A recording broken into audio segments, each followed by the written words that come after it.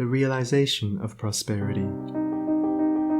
It is granted only to the heart that abounds with integrity, trust, generosity, and love to realize true prosperity. The heart that is not possessed of these qualities cannot know prosperity, for prosperity, like happiness, is not an outward possession, but an inward realization.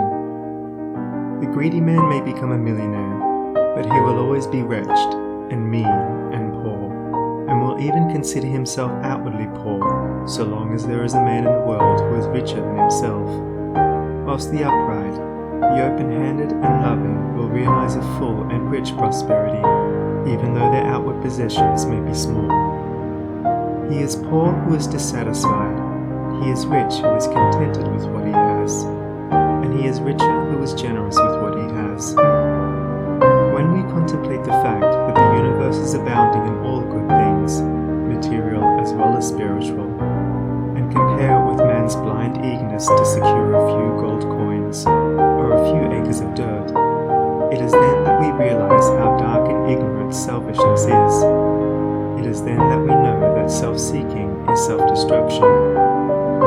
Nature gives all, without reservation, and loses nothing. Man, grasping all, loses everything.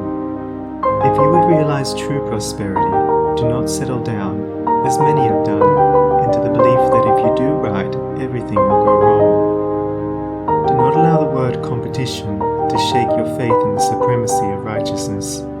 I care not what men may say about the laws of competition, for do I not know the unchangeable law, which shall one day put them all to rout, and which puts them to rout even now in the heart and life of the righteous man? And knowing this law, I can contemplate all dishonesty with undisturbed repose, for I know where certain destruction awaits it.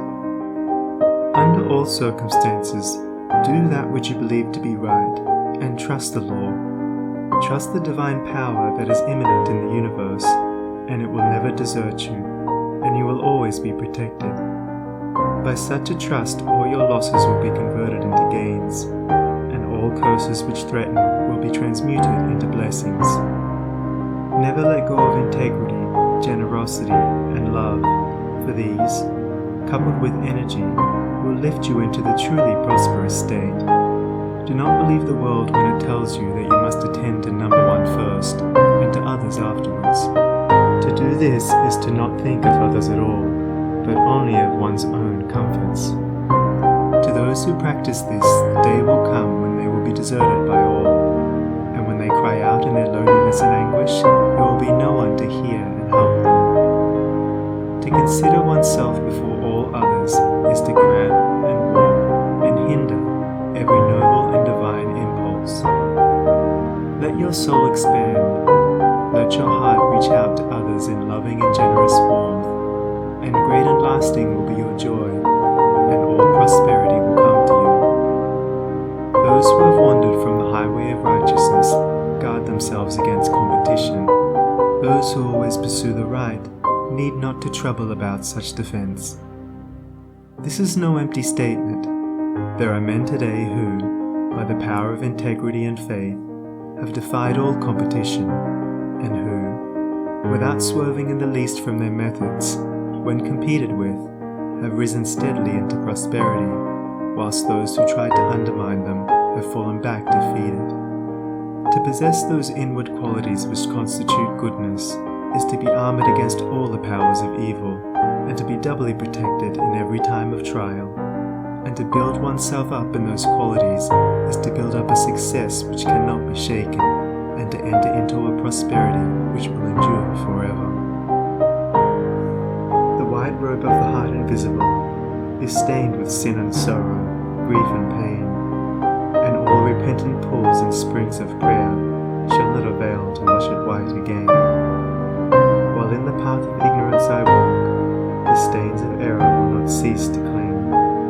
Defilements mark the crooked path of self, where anguish lurks and disappointment sting.